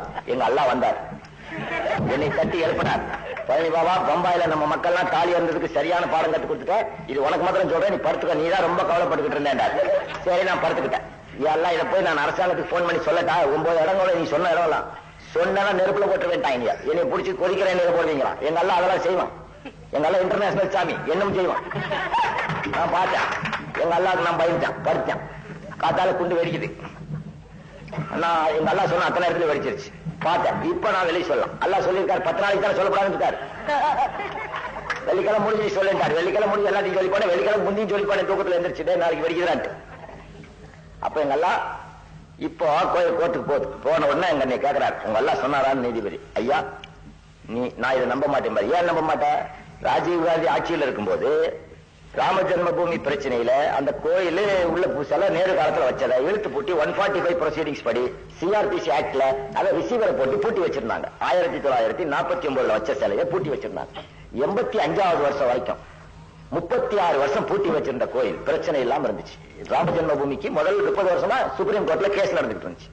கேஸ் விசாரிக்கிறதுக்குள்ள ஒரு பாப்பா யூஎம் பாண்டேன்னு ஒரு பாப்பான் போய் ஜே.கே. பாண்டேங்கிற ஒரு பாப்பா நீதிபதிட்ட என்ன லோக்கல் கோர்ட்ல சுப்ரீம் கோர்ட்ல கேஸ் இருக்கும்போது, ஐயா நேற்று ராமன் வந்து என் கனவில் அழுதார், அவருக்கு பூஜை இல்லை என்று பூஜை செய்ய அனுமதி வேணும், சாமி குற்றம் வந்துடக்கூடாது, தெய்வ தோஷம் நீங்குவதற்காக அந்த பூட்டை உடைத்து பூஜை செய்ய உனக்கு அனுமதி கொடுக்குறீங்க. அப்போ ராமே வக்காலி அத்வானி கனவுல வந்து சொல்லலாம், எங்க அல்லா என் கனவுல வரக்கூடாதா மயில், ஏண்டா அதை வச்சு ஒரு உத்தரவணி கொடுக்கவும் எங்க அல்லா சொல்லிருக்கு மாதிரி எப்படியா எங்கிட்டா போடுவா விசாரிடா பார்க்கலாம் வக்கால ஓலி. எனக்கு சத்தியமா பம்பாயில குண்டு வச்சது தெரியும் தெரியும் தெரியும். இந்த நெத்த நேரத்தில் வெடிக்க போறது எங்க அல்லா அவன் சொல்லலாம், ஆனா நான் உனக்கு சொல்ல மாட்டேன், நீ மயிர் முடிஞ்சா கேஸ் போட்டு. ராம மாத்திரம் அத்வானிக்கு வந்து பேசலாம், பாரதிய ஜனதா கட்சிக்காரன் பேசலாம், விஸ்வ இந்துக்காரன் பேசலாம். யாரு ரீஜனல் சாமி, ராம யாருக்கு சாமி 2 சிலா. ஆமா உன் சாமி அதெல்லாம் கிடையாது, உனக்கும் 5 சங்கராச்சாரியாரும் 1 சங்கராச்சாரியாருக்கு தான் சாமி, மிச்சம் 4 பேரும் செய்தான் சிவனை கும்பிடுறவன். இவன் அவனை அடிச்சுக்கிட்டு சாரான். உன் சின்ன சாமி வந்து அத்வானிட்டு பேசுறத மாத்திரம் பார்லிமெண்ட்ல நம்ம நரசிம்மராவ் உட்பட பெருமையா படிச்சீங்க. இதே சுப்ரீம் கோர்ட் தீர்ப்புல எழுதுனீங்க, சாமி குற்றம் வந்துடும் தெய்வ குற்றம் வந்துடும், ராம வந்து சொன்னாரு ராம்க்கு நாமக்கு ஜெய என்னமோ கத்துனீங்க. ஏன்னா உங்கள்கிட்ட உங்க சாமி பேசினா அதுக்கு கோர்ட் ஆடுறது, ஏன் சாமி எங்கிட்ட வந்து பேசினா என்னாச்சு, கொப்பமான பூரா தீந்துச்சு. இனி இந்த வெடிகுண்டு வெடிச்சதுக்கு அப்புறம் சிவசேனாக்கார வாயை திறக்க மாட்டான். இதே 90 நாளைக்கு முன்னாடி தொடர் கலவரம் முடிஞ்ச உடனே சிவசேனாக்காரன் பால் தாக்கரை விட்டுருக்கான் ஒரு அறிக்கை, முஸ்லிம்களும் தமிழர்களும் ஒரு பாடம் கற்றுக்கொண்டார்கள் அப்படின்னா. சரியா, இந்த பள்ளிவாசல் இடிச்சது சிவசேனாக்காரன் என்றால் பெருமை தர்றேன். அன்னைக்கெல்லாம் என் வயிறு எப்படி அறிஞ்சிருக்கோம், இன்னைக்கு பம்பாய் குண்டு வெடித்ததில் நான் பெருமைப்படுகிறேன், சந்தோஷப்படுகிறேன், இன்னும் வெடிக்க வேண்டும் என்று வாழ்த்துகிறேன். ஏண்டான ஏற்கனவே பேசணும், நீ எப்பயாவது போட்டுங்கன்னா நான் இப்படி பேசியிருப்பேனா, என்ன பேச தூண்டவே யாரு சிவசேனா தலைவருடைய ஸ்டேட்மெண்ட். அதை நான் பேப்பர்ல தினமும் பார்க்கிறேன். அவனோட அதிகாரப்பூர்வமான சாட்சியம் பேப்பர்ல கூட போடுறான். அப்போ இந்த நாட்டில் ஒரு பாப்பான் பேசலாம், ஒரு மார்வாடி பேசலாம், மண்ணின் மைந்தன் நான் பேசக்கூடாதுன்னா இந்த நாடு எனக்கு இல்லை என்றால் இந்த நாட்டை கூறுவோட கூட தங்க மாட்டேன். எனக்குன்னு ஒரு நாடு கிடைக்கும் மாதிரி போராடுவேன். நான் கவலைப்பட மாட்டேன். அன்னைக்கு கூட ஏதோ ஒரு பொதுக்கூட்டத்தில் 2 பேர் நல்லிணக்க கூட்டம் போட்டாங்க கலெக்டர் புதுக்கோட்டை மாவட்டத்தில் கருணாநிதி பீரியட்ல. அப்ப சொல்றான் நல்லிணக்க மாநாடுன்னு போட்டு விஸ்வ இந்து பரிஷத்கார புதுக்கோட்டையில் ஏறிட்டு கலெக்டர் முன்னாடி முஸ்லீம்கள் பாகிஸ்தானுக்கு போயே தீர வேண்டும் தான். நல்லிணக்க மாநாட்டில் வந்து பீஸ் கமிட்டின்னு போட்டான் புதுக்கோட்டையில ஒரு பாப்பா. அவன் ஏதோ நான் எதிர்த்து சண்டைக்கு போனோம்னா அங்க டிஎஸ்பி எல்லாம் என்னை பிடிச்சிட்டு அவர் பெரிய ஆள் என்னடா பெரிய சத்தியமூர்த்தி பாப்பானோட சொந்தக்காரனா. அட அவன் சொந்தக்காரனை எவன் முன்னாடி பிடிச்சிருக்கலாமாடா மைக்க பிடிச்சாண்டே. நாங்க எதுக்கிட போறா இந்தியா விட்டு பாகிஸ்தானுக்கு காவாசி தான் சின்ன வாங்கி போனோம். மிச்ச முக்காவாசி மாதிரி வேலை பார்க்கலான்ட்டு காவாசி தான் சின்ன வாங்கி இருக்கிறான். மிச்ச முக்காவாசி அமெரிக்கு போக மாட்டேன். அவனுக்கு 1/2 மணி நேரம் கழிச்சு புரிஞ்சிருக்கு. 6 நாள் கழிச்சு அப்படியா இருக்கேன். நான் வேகமா சொன்னல அவனுக்கு புரியல. நாங்க எதுக்குடா போகணும்? இந்த மண்ணின் மைந்தர்களாக பிறந்தவர்கள் இன்னொரு மார்க்கத்தை தான் நாங்கள் இறக்குமதி செய்து கொண்ட மக்களை ஒழிய நாங்களே அரோபியர்கள் அல்ல. இந்த வந்தேரிகள் நாடோடிகள் இவர்கள் வந்த பின்னால் தான் மதத்தாலும் நிறத்தாலும் இனத்தாலும் நம்மை கூறுபடுத்தி பாகுபடுத்தி பிளவுபடுத்தி நம்மை இழிவுபடுத்தி கேவலப்படுத்தி அறிவு மழுங்க வைத்தார்கள் இவர்கள். அந்த அறிவு மழுங்கில் இருந்து தெளிவு பெற்றவெல்லாம் தொப்பி போட்டார். புரொஃபசர் சொன்னிருக்காரு என் புத்தகத்துல, ஒரு முஸ்லிம் அணியும் தொப்பியும் ஒரு கிறிஸ்துவன் அணியும் சிலுவையும் தன்னை இழிவுபடுத்தல்ல, தன்னை அடையாளப்படுத்த இன்னொருவனை இழிவுபடுத்தல்ல. ஆனால் இந்த பார்ப்பனன் அணியும் பூணூரோ ஏழைய பிற மக்களை தேவடியா வயல் என்று இழிவுபடுத்து. அவன் பாப்பான் பூணூல் போட்டா மிச்ச மக்கள் உங்களை எல்லாம் தேவடியா வயல் சொல்றான். உனக்கு சூடு இல்ல சொரணை இல்ல. அவன் காலை போய் நக்கி குடிக்கிற காலையில கோயில்ல கொடுத்தோம்னா இப்படி கொடுக்கும்போது விபூதிய குங்குமத்தை எடுத்து நீ போனவன அவன் இப்படி பாப்பான். உன் கட்டு உன் முடி வெட்டுவே கண்டுக்குவான். நீ வந்து சாவா இல்லன்னு உன் முடி வெட்டு இவனுக்கு ஒரு சைஸ் வெட்டு. அவனுக்கு பாப்பா ஒரு சைஸா இருப்பான். இந்த இங்க கூட ஒரு ஐயன் நின்னார். அவர் தந்தா தெரிவார். அந்த முடி வெட்ட ஒரு தனி டிசைனா இருக்கும். உன் வெட்டு தனியா தெரியும்.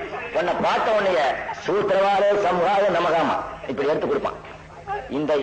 இந்த தேசி மகனால் ஏற்படுகிற தீட்டிலிருந்து நீக்குவாயாகமா. அதே பாப்பா மனோன்னா அவனுக்கு இப்படி எடுத்து கொடுப்பான். 3 பேர்ல பிரம்மதேவ நமக்கு இவனுக்கு சகல சௌபாக்கியங்களும் உண்டாகட்டுமா. உனக்கு இந்த வேசி மகனால் ஏற்படுகிற தீட்டிலிருந்து நீக்குவாயாக இப்படி சொல்லி கொடுப்பான். எந்த கோயிலும் வைப்பார், எந்த கோயிலும் வைப்பார். எங்க பள்ளிவாசுக்குள்ள எங்களை வேசி மகன் எங்க அஜத்து சொன்னார்னா தாடியில் இருக்கிற அத்தனை மயிலையும் பிரிச்சு போடுவோம். அல்லாவின் நல்லடியார்களே கண்ணியமிக்க இஸ்லாமியர்களை இப்படித்தான் எங்க பள்ளிவாசல பேசணும். வேற ஏதாவது எங்களை சூத்திரம் சித்திரண்டாருன்னா கொன்னுருவோம். பாய், சகோதரன், சாஹேப், காம்ரேட், சகதோழனே, காம்ரேடுங்கிற வார்த்தையே நாங்க தான் கொடுத்தோம். இந்த ரஷ்யாக்காரர்கள் ஆப்கானிஸ்தானை ஆக்கிரமிப்பு செய்து விளைகிறான் என்று ரஷ்யா துண்டு துண்டாக போனோம். இல்லை என்றால் அந்த ராணுவம் கட்டுக்கோப்பாக இருந்திருந்தால் இன்றைய ரஷ்யா துண்டு துண்டாக இருக்காது. ஆப்கானிஸ்தானுக்குள் கொண்டு போய் இருக்கிற அத்தனை சோல்ஜர்களையும் முக்கிய பொறுப்புள்ள அதிகாரிகளையும் உள்ளே விட்டார்கள். என்ன ஆச்சு தெரியுமா? அங்கு உள்ள முஜாஹிதீன் என்கின்ற இஸ்லாமிய தீவிரவாதிகள் குரானுடைய கோட்பாடின் அடிப்படையில் செல்கிறவர்கள். குரானுக்கு மாறாக நடக்க மாட்டார்கள். குரானுடைய விதிப்படி ஒரு போர் வீரன் இன்னொரு நாட்டு அரசோடு சண்டையிட்டால் அங்குள்ள பெண்கள், வயது முறிந்தோர், குழந்தைகள், தாவர வகைகள், பொதுமக்கள் குடியிருப்புகள், குடிநீர் போன்றவற்றுக்கு எந்த கெடுதியும் விளைவிக்காது இவன் திரும்ப வேண்டும். அந்த அடிப்படையில் அந்த போர் வீரர்கள் அங்கிருந்திருக்கிறார்கள். அவர்கள் முஜாஹிதீன்கள் என்று சொல்லக்கூடிய இஸ்லாமிய அடிப்படைவாதிகள், தீவிரவாதிகள். அங்க கம்யூனிஸ்ட் கடவுளே இல்லைங்கிறோடும் போறான். போன உடனே இவன் பிடிக்கிறது பூரா பொம்பளை கற்பழிக்கிறது, மாஸ் ரேப்பிங், லூட்டிங் எல்லாம் செய்யறான். அவன் பிடிக்கிறான் பாரு, இவனை பூரா கண்ணியமா நடத்துறான். அதான் அவன் அப்படியே பார்த்தான். அப்போ பல நாள் போரிட்டதுனால முக்கியமான அதிகாரிகளுடைய மனைவிகள் ரஷ்யாவிலிருந்து போய் 1 மாசம் ரெஸ்ட் கொடுக்குறான். ரஷ்யாவிலிருந்து மனைவிகள் குடும்பத்தை அனுப்புறான் கேம்புக்கு. அந்த ராணுவ வீரர்கள் கேம்ப்ல போய் இந்த பெண்கள்லாம் உட்கார்ந்து இருக்காங்க குடும்பத்துல 1 மாசம் போர்க்களத்திலேயே ஜாலியா இருக்க சொல்லி, ஹோம் சிக் வராம. அந்த நேரத்தில் முஜாஹிதீன் படம் சுத்தி இருக்கு. கப்பு சுத்தி வளைச்சு ஆண்கள்லாம் கைது பண்ணிட்டு பெண்களை பூரா காபூலுக்கு அனுப்புறான். பத்திரமா வீட்டுக்கு போகணும். திரும்பி இந்த படம் வருது. இவங்களை 13 ட்ராக்ல ஏற்றி அனுப்புறான். எப்படி? 13 ட்ரக் இருக்கிற மிலிட்டரி ட்ரக்ல அந்த பெண்களை ஏற்றி அனுப்புறான். கொண்டு விட்டுட்டு வாங்க போயிட்டான். போற அந்த ட்ரக் ஓட்டிட்டு போற டிரைவர்களை கட்டி பிடிச்சி ஒவ்வொருத்தருக்கும் முத்தம் கொடுத்து அனுப்பிச்சான். இது அப்படியே ரஷ்ய வீரர்கள் பார்த்தான். யாரு? பெரிய பெரிய ராணுவ தளபதிகள். ஒரு நாள் ஆச்சு. விடிஞ்ச காத்தால கேட்டான், எங்க ராணுவ வீரர்கள் கொண்டு சேர்த்திருப்பாங்களா காபூல்ல? ஒரு பெண்ணை கூட கற்பழிக்காம போய் சேர்த்திருப்பாங்க. தகவல் எப்ப கிடைக்கும், திரும்பி வருவாங்களான்னு. அங்கே இருப்பது ரஷ்ய படையினர். எப்படி? அங்க இருப்பவர்கள் ரஷ்ய படையினர். இவனுக்கு புரியல. எங்க ஆள் கொண்டு விட்டாங்க. அவன் அந்த ரஷ்யாக்காரன் என்ன பண்ணா, பொம்பளையா வாங்கிட்டு கட கட கடன்னு சுட்டு தள்ளி போனான். இவன் பொண்டாட்டி பிள்ளைய காப்பாத்துறதுக்காக கான்வாய்ஸா போனால தூதுவனா அவனை சுட்டான். ஏன்னா மிருக வெறியைத்தான் உன் மதம் உனக்கு சொல்லி இருக்கிறது. எங்களுடைய இது மனித நேயம். பெண்களை பத்திரமா விட்டானா. அந்த குரூப் அப்படியே இஸ்லாம் ஆச்சு. அவன் தான் அங்க போய் ராணுவத்தில் புரட்சி பண்ணான். பண்ண உடனே துண்டு துண்டா சேதரிச்சு. என்னாச்சு இன்னைக்கு ரஷ்ய ராணுவத்தின் 90% இஸ்லாமியர்களானார்கள். ரஷ்யாவிலிருந்து ஆப்கானிஸ்தானுக்கு அனுப்பப்பட்ட ராணுவ வீரர்கள் எல்லாம் இஸ்லாம் ஆகிறார்கள் கேட்ட உடனேதான் கோபர்சேவ் தன்னுடைய சமீபத்தின் நூல் ட்ரீம் டான், என் கனவு நனவானது என்ற ஒரு நூலிலே இந்த சரித்திர சம்பவத்தை எழுதியிருக்கிறார். ட்ரீம் டான் வெளியிட்ட நூல்ல. அதே மாதிரி இந்திய அயோக்கியர்கள் என்ன செய்தார்கள் தெரியுமா? சுதந்திர இந்தியா பிரிந்தவுடன் சீக்கியர்களுக்கு ராணுவத்திலே அதிகம் இடம் கொடுத்தார்கள். பாகிஸ்தானில் உள்ள முஸ்லிம்களை அடிக்க அவர்களுக்கு பொய்யான தகவல்களை நிறைய போதித்தார்கள். என்ன சொல்லி போதித்தார்கள்? குரு கோவிந்த் சிங் என்கின்றவர் குருநானக் வெளிவந்த 9வது குரு, குரு கோவிந்த் சிங். குரு கோவிந்த் சிங் 9வது குரு. அவரை அவுரங்கசீப் தான் கொன்றான் என்றார்கள். அவுரங்கசீப் தான் கொன்றான் என்றார்கள் சொல்லி வெறியேற்றினார்கள். நீங்க எல்லாம் துலுக்கணும் சொல்லணும். அதுல சர்தார்ஜி போறான். உடனே மயரை சொல்லிட்டு கட்டினான், முடி எடுத்து கட்டினா. முன்கோடிகள் சர்தார்ஜிகள். அவங்க அறிவு இருக்காது. சர்தார்ஜி ஜோக்குன்னு கூட இருக்கும். ரயில்ல மேல ஏறி படுத்துட்டான். சர்தார்ஜி வேகமா போயிருக்கான். எக்மோர்ல போய் மேல ஏறி படுத்தான். ஏதோ ரயில்வே ஸ்டேஷன் பார்த்தோன்னா மேல ஏறி டிக்கெட் வாங்கி படுத்தான். கீழே வரத்தவங்க பார்த்துட்டு ரயில் போறதோன்னு கேட்டானா, வேற எங்க போறேன்? அவன் சொன்னா நான் டெல்லிக்கு போறேன். What a wonder upper berth ghost பார்த்து லோவர் பர்த் கோஸ்ட் டெல்லிண்டான். என்ன அதிசயம் பாரு. கீழே உள்ள பர்த் மாத்திரம் டெல்லிக்கு போகுது, மேல உள்ள பர்த் கல்கத்தா போகுது. என்னடா அது? இது கிழக்கு மேக்க. இவன் தெரியாது. இவன் ரயில் பார்த்து ஏறிட்டான். அப்படி முன்போதிகள். அவனை போய் பிரெயின் வாஷ் பண்ண உடனே அவன் துருக்கனை தொலைக்கிற வரைக்கும் கையில் உள்ள வளையத்தை கழட்ட மாட்டேன், மயரையும் சொல்லிட்ட மாட்டேன்னு சொல்லி ஒரு முடிவை போட்டான். எப்ப இதெல்லாம் 40லிருந்து 35ல இருந்து ஆரம்பிச்சிச்சு. 47 ஆச்சு, 57 ஆச்சு, 76வது வருஷம் வந்துச்சு. 74வது வருஷம் சீக்கிய குருமார்களுடைய வரலாறை எழுத 5 IAS ஆபீசர்கள் சர் சிங்கிற ஒரு IAS ஆபீசர் தலைமையில கிளம்பினாங்க. கிளம்பும் போது இந்தியாவினோட வரலாறு ஆராய்ச்சி பண்ணிக்கிட்டே வந்தான். வந்து பார்க்கும்போது பார்த்தா 1618 29 முடிய இவர் அவுரங்கசீப் டெல்லியில் இல்லை. ஏப்ரல் மாசம். என்னடா இந்த நேரத்தில் தானே உத்தரவு போட்டது? பெஷாவர்ல ஒரு வருஷ போர்ல பாகிஸ்தானுக்கு அருகில் இருந்திருக்கான் அவுரங்கசீப். அப்ப யாரு நம்ம குருவை கொல்லதுக்கு உத்தரவு போட்டதுன்னு பார்த்தா ஒரு பிராமண நாட்டுல விட்டுட்டு போயிருந்தான். கேப்டல்ல பிரதம மந்திரியா அவுரங்கசீப்பினுடைய பிராமண அவன் போட்டிருக்கான், ராமகிருஷ்ணன் பட்டுவாடு. ஆடாடா முஸ்லீம் கொல்லல. அப்ப நம்ம பொய்யான சரித்திர சொல்றான். சிக் ரிவியூன்னு ஒரு நூலை எழுதி படம் காலிஸ்தான் எடுத்துக்காங்க விட்டான். அவன் பூரா பார்த்தான். ஆனா பாதி ஒரு பாப்பான் தான் நம்ம குருவை கொண்டு இருக்கான், முஸ்லீம் அரசன் அல்ல. அப்ப முஸ்லீம்கள் நம்ம நண்பர்கள் நேரா பாகிஸ்தான்ல அலையன்ஸ் போட்டான். கடை என்ன பண்ணா, முஸ்லீமத்தோட துப்பாக்கிய காங்கிரஸ்காரன் கொடுத்த துப்பாக்கிய திருப்பி பிடிச்சான். பாப்பரத்தி இந்திரா காந்தி முதுகிலே அடிச்சான். கடன் சரித்திரம் எப்படி தெரிஞ்சிருச்சு பாத்தியா? இப்ப ராணுவத்துக்குள்ள ஒரே குழப்பம். முஸ்லீம்கள் மேல உள்ள காழ்ப்புணர்வுல சீக்கியர்களா ராணுவத்துல போட்டு, ராணுவம்னா உங்களுக்கு தெரியும், ஒரு சீக்கிய உருவம் தான் தெரியும். என்னாச்சு? இன்னொரு ராணுவத்தை உண்டாக்க முடியாம போச்சு. இப்ப யாரையாவது புதுசா ஆள் எடுத்தா அந்த சீக்கிய என்ன பண்ணுவான்? அவன் குத்திட்டு அவன் தான் ட்ரெயின் ஆகணும். பூரா ட்ரைனிங் அவன் மாற்றினதுனால இவன் சும்மாவாது ராணுவம் பலம் இல்லாத ராணுவத்தை வச்சுக்கிட்டு நவீனப்படுத்தாம பாகிஸ்தானுக்கு பதிலடி கொடுத்தேன் 10 நாளைக்கு ஒருக்கா அறிக்கை மாத்திரம் கொடுத்துக்கிட்டு இருக்கான். ஆக்சுவலா வலுவின்படி பார்த்தால் இந்தியாவோட 3 ராணுவ தளபதிகளும் அறிக்கை கொடுத்திருக்கிறார்கள். சவார்ஜோன்ற விமானம் 2 ஆவ்ரோ ரக விமானத்தை சவுதி அரேபியா பாகிஸ்தானுக்கு கொடுத்தால் இந்தியாவை போல் 2 மடங்கு அதனுடைய விமானப்படை பலம் பெற்றுவிடும் பாகிஸ்தானுடைய. ஆனா இப்ப சரித்திரம் தெரிஞ்ச சீக்கிய எவனாவது ஒரு சீக்கிய ஒரு ஆதி திராவிடனை கொண்டதாக பேப்பர்ல பார்த்திருக்கா? பஞ்சாப்ல எவனாவது ஒரு முஸ்லீமை கொள்றானா, ஒரு கிறிஸ்துவனை கொள்றானா? ஒரு வன்னியர் எத்தனையோ பேர் அங்க போய் வேலை செய்யறான். வன்னியர்கள் எத்தனையோ பேர் மெட்ராஸ்ல தேனாம்பேட்டை இருக்கிற கொடுப்பாங்க, சிவில் இன்ஜினியரா வேலை பார்க்கிறார். அவரை கொள்றானா? அதை சொல்றது பூரா பார்ப்பனர்களாகத்தான் இருக்கு. தினம் காலையில 10 பணம் தொங்குதுன்னா பாப்பானா தான் இருக்கும். அதே மாதிரி இந்த காஷ்மீர்ல 140 கோயில உடச்சினா 100 தான், அப்புறம் 55 தான். இப்ப எல்லா கோயிலும் இருக்கு, எல்லா பத்திரிகையும் போட்டான். பிராங்க் லைன்ல போட்டான், இந்தியா டுடே போட்டான், வீக் போட்டான். அங்க பிராமணர்கள், அங்க பண்டிட்டுகள் வாழ முடியாததற்கு காரணம் கண்டினியூஸ் கர்ஃபியூ. தொடர்ந்து நடத்தப்பட்ட தடை உத்தரவால் பாலுக்கு வெளியே போக முடியல. அதனால வெளியேறி இருக்கிறார்கள் ஒழிய தீவிரவாதிகளால் ஒரு பெண் கற்பழிக்கப்பட்டால் என்று இதுவரை ராணுவ அதிகாரிகள் சொல்லவில்லை. மாறாக இந்திய ராணுவத்தின் கற்பழிப்பு லிஸ்ட் உலகிலே 2வது மகா யுத்தத்திலே கற்பழித்தவர்களை விட 2 மடங்கு பெண்கள் இந்திய ராணுவத்தால் கற்பழிக்கப்பட்டிருக்கிறார்கள். இலங்கையிலும் சரி, இந்திய மண்ணிலும் சரி. உலக மகா யுத்தத்தில் கற்பழிக்கப்பட்ட பெண்கள் விட 2 மடங்கு மக்களை நம்முடைய ராணுவத்தினர் கற்பழித்திருக்கிறார்கள். இது இலங்கையிலும் சரி, இந்தியாவிலும் சரி. இப்படி நமக்கும் பயன்படாமல் நம் இனத்தில் சில பேரையே கொன்று குவித்து வாழ ஒரு ராணுவமும், நம்மை அழிக்கவே நமக்கு எதிராக ஒரு போலீஸ் கூட்டமும், அதை ஏவி விட நம் ஊருக்குள்ளேயே நிரந்தரமாக எதிர்க்க பாரதிய ஜனதா கட்சி போன்ற தேச விரோத சக்திகளும் தான் இன்று கூடி நம்மை எதிர்க்கின்றன. இங்குள்ள பிற்படுத்தப்பட்ட மக்களுக்கும் தாழ்த்தப்பட்ட மக்களுக்கும் நாங்கள் கேட்டுக்கொள்வதெல்லாம், எங்களால் பிரச்சனை என்று நீங்கள் சிறு புகார் கொடுங்கள், உடனடியாக நாங்கள் கட்டுக்கோப்பாக இருக்கிறோம். எங்கள் இன மக்களால் உங்களுக்கு எந்த வகையிலும் தொல்லை இல்லை. ஒரு போலீஸ் ஸ்டேஷன்ல கூட குடிச்சாட்டம் போட்டவன் முஸ்லீம் இருக்க மாட்டான், கிளம்புக்கு போய் சீட்டு விளையாடுறவன் முஸ்லீம் இருக்க மாட்டான், வட்டி கடை வச்சு பொழைச்சவன் முஸ்லீம் இருக்க மாட்டான், சாராய கடை வச்சு பொழைச்சவன் முஸ்லீம் இருக்க மாட்டான். எங்கேயாவது ஒன்று ரெண்டு இருந்தாலும் அவன் சமுதாயத்தால் புறக்கணிக்கப்பட்டவனாக இருப்பான். இன்னொரு இனத்துக்கு கருதி இல்லாமல் வாழ கற்றுக் கொடுத்த ஒரு மார்க்கம் இந்த நாட்டில் வாழக்கூடாது. பலரை இழிவுபடுத்தி, சிலரை கீழ்ப்படுத்தி, மேற்படுத்தி பிளவுபடுத்துகிற ஒரு மதம் வாழ வேண்டும் என்று சொல்கின்ற அத்வானி கும்பல்கள் எங்களை பார்த்து சொல்வதற்கு காரணம், நீங்களும் நானும் நேசமாக போய்விட்டால் இவனோட கட்சி இங்க வாழாம போயிடும், இவன் வாழாம போனா சில பார்ப்பன துறைகளுக்கு வாழ்வே போய்விடும். எனவே மக்களே, நீங்கள் உஷாராக இருந்து, நம்முடைய பொது எதிரி உங்களுக்கும் எனக்கும் உங்களுக்கும் பொது எதிரி பார்ப்பன துறைகள். அந்த துறைகள் ராமங்கிட்ட சாமி இருக்குது, நம்ம சிவங்கிட்ட சாமி இருக்குன்னா செருப்ப கழட்டி அடிக்க என்று நீங்கள் தயாராகிறீர்களோ அன்றுதான் உங்கள் தலைவருக்கு மாறும் என்று கூறிய நுரைக்கு தலையிட்டு விடைபெறுகிறேன். நன்றி, வணக்கம்.